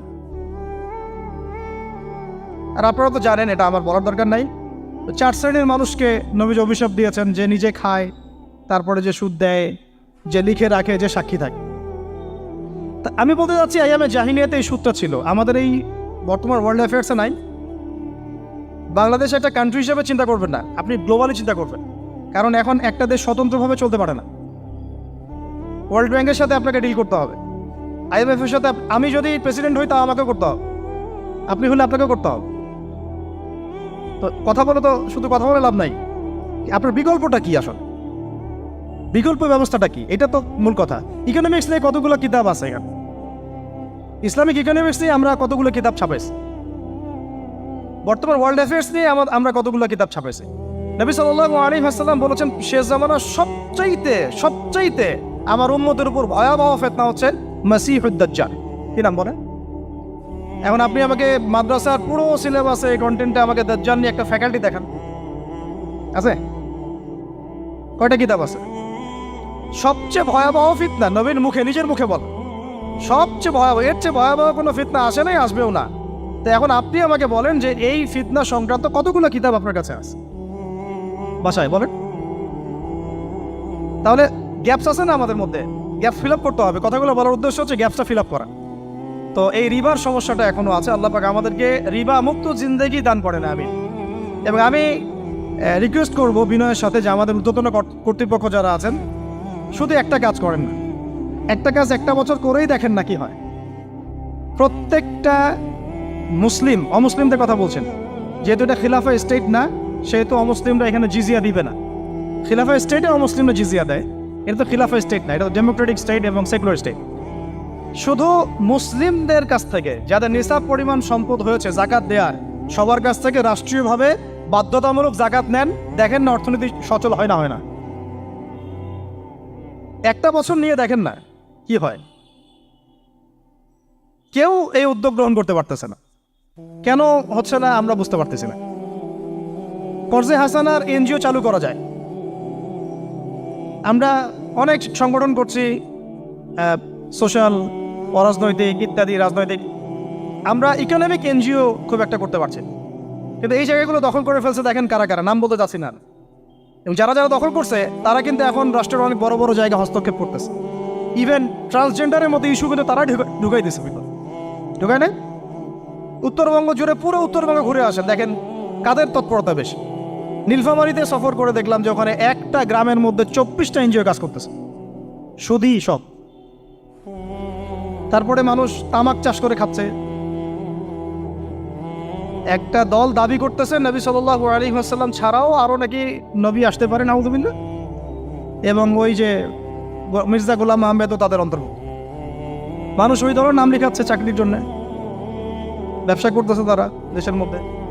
আরে ভাই, শুধুমাত্র তাত্ত্বিক কথাবার্তা না, আসলে আমাদের সংগ্রামটা কিন্তু বহুমুখী। শুধু ইলম অর্জন তো একটা বেসিক জিনিস, এই বেসিকটাই এখনো হচ্ছে না আমাদের। ইলম অর্জনটা বেসিক জিনিস, এটাই হচ্ছে না। এরপরে আপনার অর্থনীতি সমৃদ্ধ করা, সংস্কার করা, সমাজ সংস্কার করা, রাজনৈতিক অঙ্গনগুলোর মধ্যে যে অরাজকতা, এগুলোকে সংস্কার করা, কত কাজ আমাদের। কিন্তু আমরা কিন্তু একটা জায়গাতেও স্থির নাই। ইভেন একটা মাসালাতেও আমরা এক জায়গায় আসতে পারতেছি না, ঐক্যবদ্ধ হতে পারতেছি না। আমরা খুবই ব্যাকডেটেড চিন্তা করতেছি এই জায়গাতে। অথচ আমাদের উচিত ছিল এই প্রবলেমগুলোকে আরও 30-40 বছর আগেই সলভ করা। তাহলে এখন হয়তো আপনি ভালো কিছু পেতেন। আমাকে একটা প্রতিষ্ঠান দেখান যেখানে নুরানি থেকে নিয়ে, মানে নুরানি থেকে দাওরা বা ক্লাস নার্সারি থেকে মাস্টার্স, এরকম সিলসিলায় ইসলামিক শিক্ষা এবং জেনারেল শিক্ষাকে একত্রিত করে একটা সিলেবাস মেনটেন করে পড়ানো হচ্ছে। আমাকে কয়েকটা প্রতিষ্ঠানের নাম বলেন, আমি ওখানে আমার মেয়েকে ভর্তি করাবো। আমাকে দেন, রেডিমেড দেন, আমার ছেলেকে ভর্তি করাবো। আমরা ফিকির করতেছি না। এটা হওয়া উচিত ছিল বিগত 30 বছর আগেই। আমি আপনাদেরকে বলি যে প্রকাশনা সংস্থার ভাইরা আছেন অনেকে এখানে। ধরেন আমাদের রংপুরের কোনো ভাই আপনাদেরকে পুরো 1 বিঘা জমি দিল, বা ধরেন 5 বিঘা জমি দিয়ে দিল, ঠিক আছে? আর আমরা সবাই মিলে দেশবাসীর কাছ থেকে টাকা কালেক্ট করে একটা কনস্ট্রাকশন দাঁড় করে, প্রতিষ্ঠান দাঁড় করালাম। একেবারে অনার্স, মানে নুরানি থেকে নিয়ে, মানে প্লে গ্রুপ থেকে নিয়ে মাস্টার্স, এরকম ফ্যাকাল্টি আর করলাম। এখন ভাই আপনারা যারা বই প্রকাশ করতেছেন, আমাকে কি আপনারা বই দিতে পারবেন? প্রত্যেকটা ক্লাসে আমি কোন কোন বই পড়াবো পারবেন? আমাকে কি সিলেবাস দিতে পারবেন? কথা বলেন। প্লে গ্রুপে কোন কোন বই পড়াবো আমাকে দেন। নার্সারিতে দেন, STD 1-এ দেন, 2-তে দেন, 3-তে দেন, 5-এ দেন। এভাবে আপনি আমাকে ক্লাস 10 পর্যন্ত দেন। তারপরে কি আপনি আমাকে অনার্স, মাস্টার্স, এই ফ্যাকাল্টিগুলো আলাদা আলাদা, এগুলো কি ইউনিভার্সিটি আদলে আপনি কি আমাকে সাজা দিতে পারবেন? আমরা জায়গা দিব, টাকা দিব, প্রতিষ্ঠান করে দিব। প্রকাশনা সংস্থা থেকে কি আমরা এতটুকু পেতে পারি? তাহলে কাজের ক্ষেত্র আসলে কোনগুলা? আজকে আদনান ভাইয়ের একটা বই নিয়ে পড়তেছেন, কালকে অমুক ওস্তাদের একটা বই নিয়ে পড়তেছেন, আজকে এইটা, কালকে সেইটা। কনস্ট্রাকটিভ পড়াশোনাটা কোথায়? ধরেন এই যে আমাদের এক ভাই, পরিচিত ভাই, ওই ভাই যদি বলে যে আমি ভাই একসময় দিনের পথে ছিলাম না, এখন ইসলামের পথে আসছি, তো আমি এখন আলেম হইতে চাই। কি হইতে চাই? আলেম হইতে চাই, কিন্তু আমার মাদ্রাসায় পড়ার কোনো সুব্যবস্থা নাই। আচ্ছা, এখন কি তাকে আমরা 5 বছর বা 10 বছরের মধ্যে আলেমের সমপর্যায়ে নিয়ে যেতে কি পারবো? সেই সিলেবাস কি আমার কাছে আছে? বলেন। অথচ বিশ্বাস করেন, আরবি ভাষা না জানলে কেউ কোরআন জানতে পারবেই না। আমি এখন এটা শক্ত করে বলি যে কোরআন শেখা যেমন ফরজ, আরবি ভাষাটা শিক্ষা করাও ওয়াজিব। এখন আমাদের 80% জেনারেল শিক্ষিত ছেলেপেলে কিভাবে আরবি শিখবে? কিভাবে তারা আকীদা শিখবে? কিভাবে তারা কোরআনের তাজবিদ শিখবে, তাদাব্বুর শিখবে, তাফসির শিখবে, হাদিসের এরাব দেওয়া শিখবে, এবারত পড়া শিখবে, কিভাবে তারা নাহু সরফের জ্ঞান অর্জন করবে, কিভাবে তারা উসুলের জ্ঞান অর্জন করবে, কিভাবেই বা তারা বড় বড় ধরেন ফেকা শাস্ত্রের জ্ঞান, তারপরে এদিকে উসুলে হাদিসের জ্ঞান, তাফসিরের জ্ঞান, আরও বড় বড় ফ্যাকাল্টিগুলো, কিভাবে তারা বড় পর্যায়ের আলেম হবে আমাকে বলেন। প্রোডাক্ট দেন, প্রোডাক্ট, এবং এমন এমন আলেমের প্রোডাক্ট যে আলেমরা সারা ওয়ার্ল্ডকে ডিল করতে পারে, মানে ইন্টারন্যাশনাল স্কলার। এখান থেকে যাবে ইউকেতে গিয়ে দাওয়াতি কাজ করে আসবে, অস্ট্রেলিয়ায় গিয়ে দাওয়াতি কাজ করে আসবে, মালয়েশিয়ায় গিয়ে দাওয়াতি কাজ করে আসবে, আন্তর্জাতিক মানের আলেম আমরা কি জেনারেল শিক্ষিত ব্যাকগ্রাউন্ড থেকে তৈরি করতে পারবো? পারছি কি? আর আপনারা আমাকে বলেন তো ভাই, যে কত পার্সেন্ট মানুষ জেনারেল শিক্ষিত আর কত পার্সেন্ট মানুষ মাদ্রাসায় শিক্ষিত? কাদের পরিসংখ্যানটা বেশি? তারা কি, তাদের কোনো অবদান রাখার কোনো সুযোগ নাই? এখন যদি এই ক্লাসিক্যাল পড়াশোনা না হয়, ইলমের এই গভীরতায় না যায় এবং বড় বড় ওলামায়ে কেরামদের সোহবতে তারা না আসে, তাহলে কিভাবে তারা বিশুদ্ধ ইসলাম শিখবে আর প্রচার করবে আর প্রতিষ্ঠা করবে? তো প্রশ্ন কিছু করে গেলাম। আজকে প্রশ্নগুলো রেখে যাচ্ছে এই কারণে, যেগুলো নিয়ে আপনারা ভাববেন যে আপনারা আমাকে একটা ইসলামিক ইউনিভার্সিটি করার মতো বইপত্র আমাকে বানায় দেন না। দায়িত্ব নেন কেউ, আপনারা সবাই মিলে দায়িত্ব নেন। আমি এখানে একটা স্কুল আছে আমাদের ছোট্ট, তহাজিন নুরাইন ইসলামিক স্কুল। এই স্কুল আমরা করেছি প্লে, নার্সারি, কেজি 1, 2, 3, 4, 5 এতটুকু, ট্রাইলিঙ্গুয়াল, মানে বাংলা মিডিয়াম, আর Bangla medium English version, medium না ইংলিশ ভার্সন, আর অ্যারাবিক। এই সিলেবাসটুকু করতে, এই 8টা ক্লাসের সিলেবাস করতে আমাকে 7 দিন 8 দিন একেবারে বাংলা বাজার ঘাটাঘাটি করে, ওই আমরা আগে তো ইংলিশ মিডিয়ামে পড়াশোনা করতাম, ওই অক্সফোর্ডের বই ঘাটাঘাটি করো, ব্রিটিশ কাউন্সিলের বই ঘাটাঘাটি করো, তারপরে ওদের ম্যাথামেটিক্স, ওদের সায়েন্স, আবার এই মাদ্রাসার অ্যারাবিক, আবার এই সরকারি কারিকুলামের বই, এগুলো ঘাটতে ঘাটতে ঘাটতে একটা সিলেবাস আমরা দাঁড় করাতে পারছি। মাত্র 5টা ক্লাস পড়তে পারবে। এরপরে এটা করতে গিয়ে যে দেখলাম যে আসলে এগুলোর যে এত ঘাটতি আছে বাজারে, রেডিমেড কোনো প্রোডাক্ট এগুলোর নাই। ঘুরে ফিরে কি সেই আমরা একই জিনিসই চর্চা করতে থাকবো, নাকি আমরা একটু বহির্বিশ্বে যেভাবে দিন প্রচার হচ্ছে এই মান দিতে পারি? এটা আমাদের উচিত না করার কাজটা? হ্যাঁ, এটা তো আমাদের হাতে রাষ্ট্রীয় ক্ষমতা নাই, থাকলে না হয় উপরের লেভেল থেকে এগুলো করা যায় খুব সহজ। বরং উপরের লেভেলে যারা আছেন তারা তো আরও ট্রান্সজেন্ডার ঢুকাচ্ছেন, আপনারা তো এলজিবিটি ঢুকাচ্ছেন।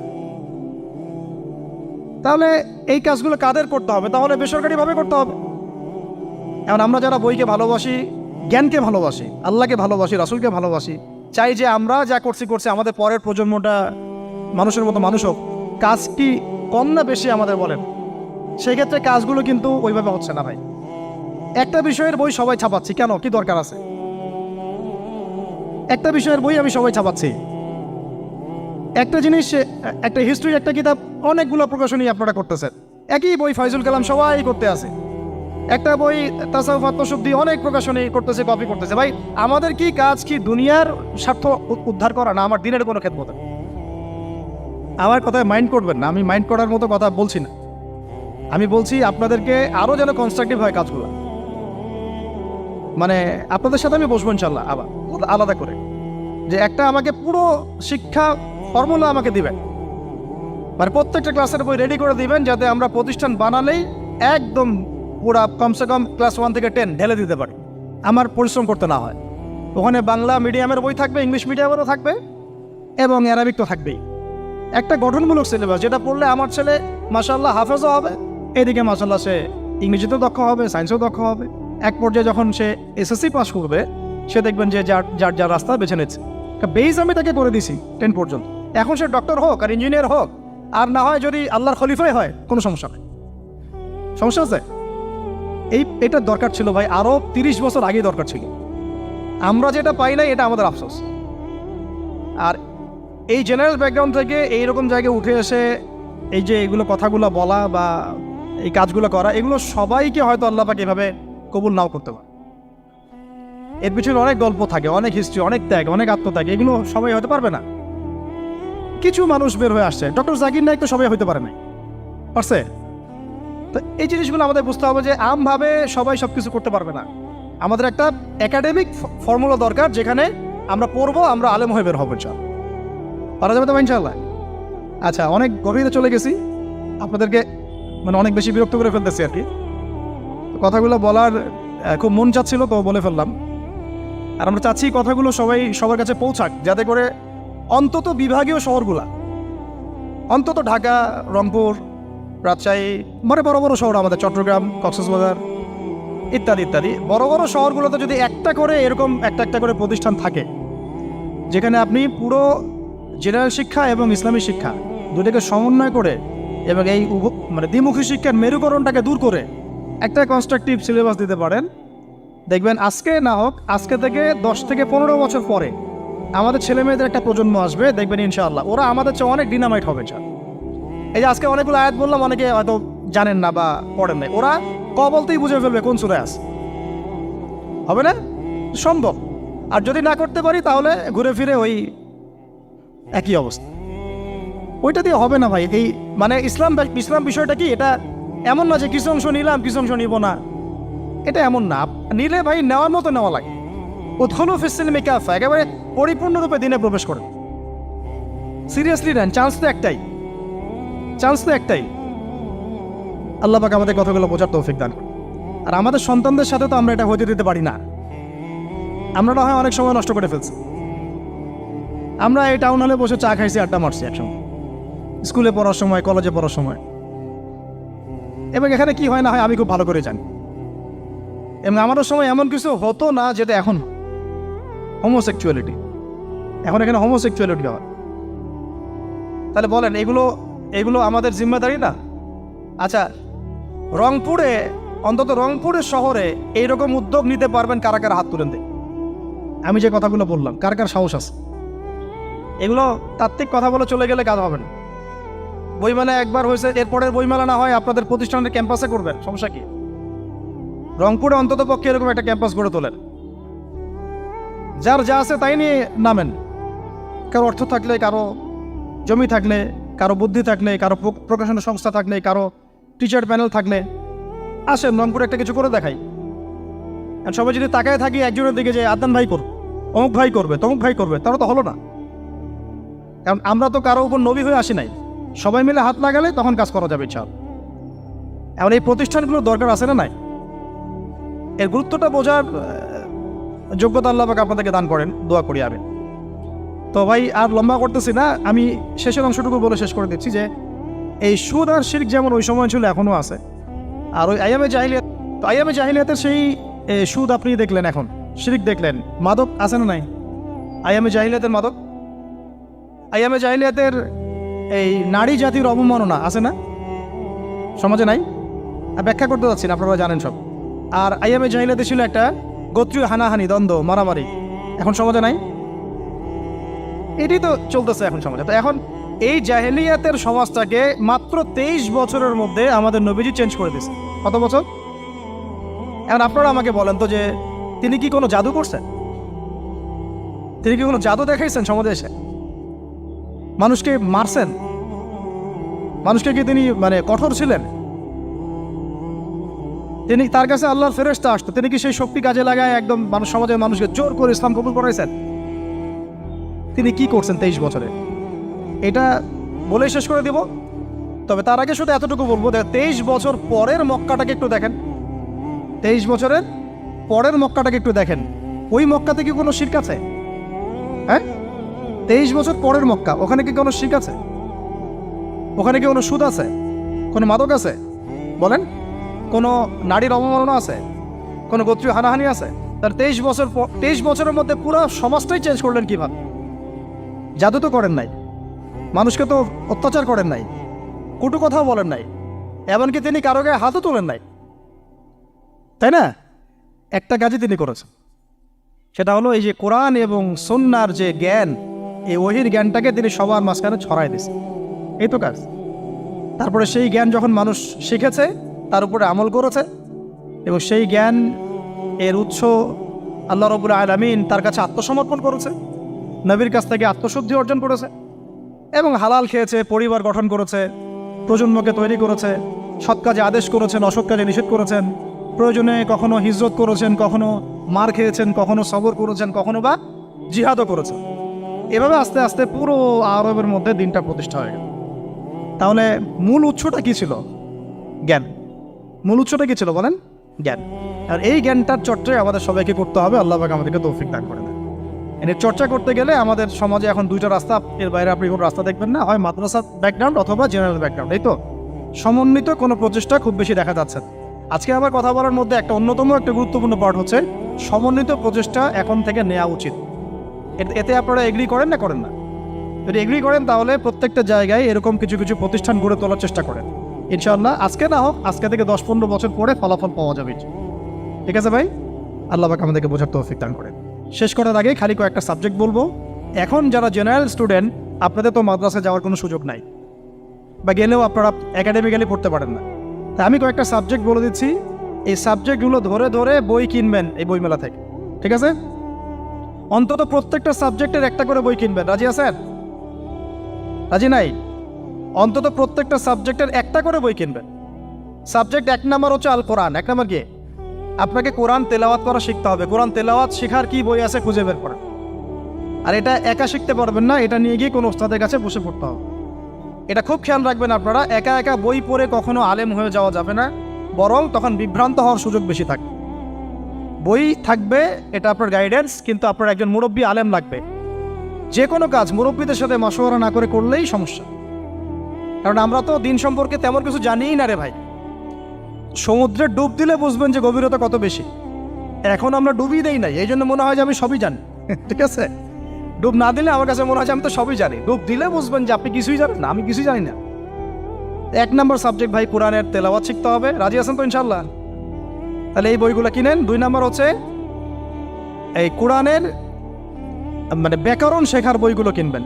কোরআনের ব্যাকরণ শেখার আরবি ভাষা সাহিত্যের বই কিছু কিনবেন। এই বইগুলো আপনাকে ওস্তাদদের কাছে গিয়ে পড়তে হবে। ঠিক আছে? এরপরে কিনবেন কোরআনের কিছু তাফসির, সহজ। মনে করেন একটা তাফসির নেন সহজ। কেউ মারিফুল কোরআন কিনেছেন, হয়তো কেউ সহজে অনুবাদ হয়েছে জালালাইন একটা কিনেছেন, কেউ হয়তো তাওজিউল কোরআন কিনেছেন। একটা তাফসির বাসায় রাখেন অন্তত। ঠিক আছে? এটা হলো 3টা। 4 নম্বর হচ্ছে হাদিসের অন্তত একটা বই কিনেন আজকে। হাদিসের সহজ কিতাব কিনবেন। অনেকে দেখা যায় যে ভাই একেবারে হেদায়েত পেয়ে সহিহ বুখারী নিয়ে বসে যান। একেবারেই গলত কাজ আপনাদের, একেবারেই গলত কাজ। সহিহ বুখারী পড়তে গেলে 12 বছর সময় লাগে মানুষ। ওই লেভেলে যাইতে একটা মানুষের 12 বছর সময় লাগে। ওটা সবার প্রথমে ওটা খুললে তো আপনি হাদিস বুঝবেনই না। মনে হবে যে হাদিস কোরআনের সাথে সাংঘর্ষিক, এরকম মনে হবে। সহজ থেকে 1 লাফে কি আমরা ক্লাস 10-এ যাই? আগে তো ক্লাস 1-এ ভর্তি হয়েছেন, তাহলে হাদিসের শাস্ত্রে আসছেন, আগে বুখারী ধরতে গেলেন কেন? সবার আগে আপনি মৌলিক কিছু হাদিসে আরবাইন কিনেন, ফয়জুল কালাম কিনেন। আস্তে আস্তে আপনি বুলুগুল মারামে যান, রিয়াদুস সালিহিনে যান, মিশকাতে যান। আস্তে আস্তে আপনি তিরমিজি নাসাই করতে করতে সহিহ বুখারীতে যাবেন, সমস্যা নাই। ঠিক আছে? হাদিস আরেকটা বললাম, কটা হলো? 4টা-5টা। হ্যাঁ, আগে বল কি? কোরআন, আরবি ভাষা সাহিত্য, তারপরে তাফসীর আর হাদিস। 4টা বলেছে। 5 নম্বর হচ্ছে সিরাত। 5 নম্বর কি? নবীর জীবনী যে পড়ে নাই সে নবীকে চিনে না। নবীর জীবনী না পড়লে না কোরআন বুঝতে পারবে না আর হাদিস বুঝতে পারবে। তো নবীর জীবনের অন্তত একটা বই কিনে যান এখান থেকে, অন্তত একটা। 60টা কি 70টা নবীর জীবনী আছে এই বইমেলাগুলোতে, খুলে দেখেন। আমার কাছে সবগুলোই আছে। এই চট্টগ্রামে ভাইরা যখন ছিলেন লালখানে কয়দিন আগে, আমি ভাইদের কাছ থেকে বই কিনেছি, নিজে কিনেছি প্রায় 70,000 টাকা একদিনেই। আর ওনারা আমাকে হাদিয়া দিয়েছেন মনে হয় আরো 30,000 টাকার হবে। তো এক পুরো বই ব্যাগ গাড়ি ভর্তি। তো প্রায় 60, আমি গুনে দেখলাম যে প্রায় 50 থেকে 60টা সিরাতের কিতাব আছে বাজারে। একটা তো কিনেন, অন্তত একটা সিরাতের কিতাব তো অন্তত কিনেন। তারপরে ইসলামের ইতিহাসের বই কিনেন। 6 নম্বর ইসলামের ইতিহাসের বই কিনেন। 7 নম্বর ইতিহাস না জানলে কিন্তু আমরা শেকড় চিনতে পারবো না। 7 নম্বর হচ্ছে এই 4 খলিফার জীবনী, সাহাবীদের জীবনী, তাবেঈদের জীবনী, ইমামদের জীবনী, এগুলো কিনেন। 8 নম্বর হচ্ছে ইসলামী অর্থনীতির কিছু বই কিনেন, ইসলামী অর্থনীতির। 9 নম্বর হচ্ছে এই ইসলামিক জিওপলিটিক্সের কিছু বই কিনেন। এই বইগুলো কিছুটা কম, আমি এটা ভাইদেরকে বলবো যে এগুলো ছাপানোর চেষ্টা করেন বেশি বেশি। আর 10 নম্বর হচ্ছে ইসলামী ফিকহের যে মাসলা মাসাইলগুলো জানার জন্য কিছু বই আছে, এইগুলো। এই 10টা সাবজেক্টের বই একটা একটা করে কিনে বাসায় চলে। আর একটা নসিহত করবো, বরেণ্য আলেমদের বই পড়বেন। মানে আমি একটা বই ধরেন কালকে বের করে ফেললাম, ভাই আবু তো আদনান ভাই লিখছে বলেই যে আপনাকে ওটা কিনতে হবে জরুরি না, এটা জরুরি না। সবার আগে আপনি বড় বরেণ্য আলেমদের বইগুলো আগে পড়বেন। তারপরে আপনার একটা মেজাজ এমনি তৈরি হয়ে যাবে যে কোনটা হক আর কোনটা বাতিল, এটা আপনি নিজেই বুঝতে পারবেন তখন।